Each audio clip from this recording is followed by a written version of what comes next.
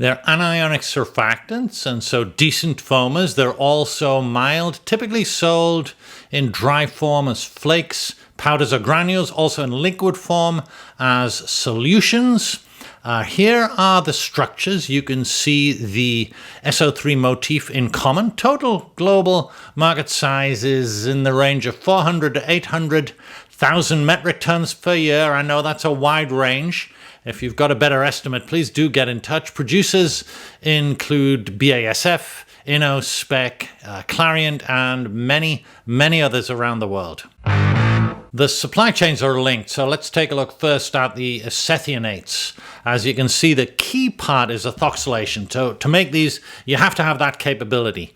Then for the taurates, you start from sodium isethionate. So other than the ethoxylation piece, which we cover in another video, unit operations are pretty simple. Jacketed pressurized reactors with agitators, condensers. You're looking at catalytic esterification, amidation, and of course the finishing step involving flaking, drying, granulation, etc. If you want to get into the manufacture of these types of products, I recommend you contact Balestra. Full disclosure, they're a client of mine, but they'll certainly set you up with the engineering and the key equipment needed to manufacture these types of products.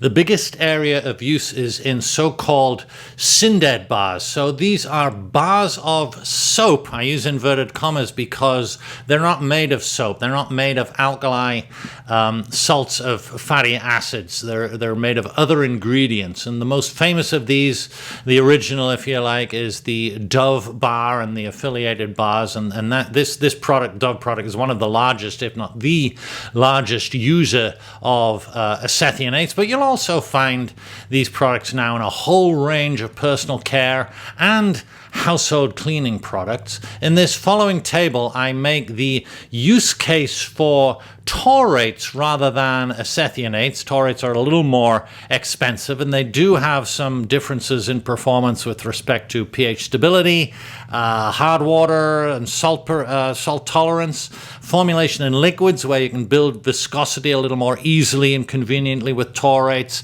There's apparently some conditioning effect maybe associated with the amine group, and a little more ease of processing, especially in a liquid format. That's the taurate versus the isethionate.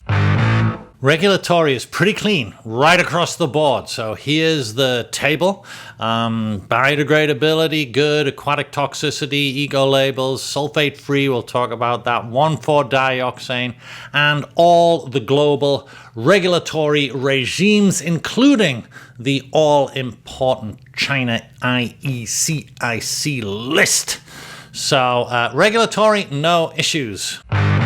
So why am I talking about isethionates and taurates? Well, number one, I get asked about them a lot, and I think a lot of that's to do with the sulfate-free thing.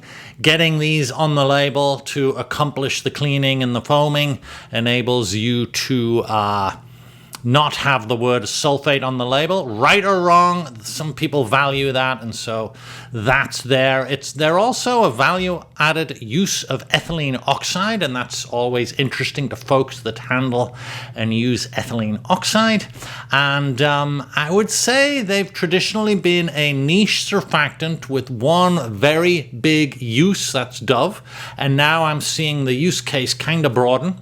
And that's kind of resulted in a lot more interest in both categories and a lot more use cases for both surfactants. Finally, I want to note, and I link below the video, a couple of really good guides. One is published by Innospec on their website, and the other seems to have been created by Innospec on another website, and so I linked to both of them below. Check those out for formulation information and very interesting data on both of these categories of surfactant. I hope, as always, you found this interesting and useful, and thanks again for listening.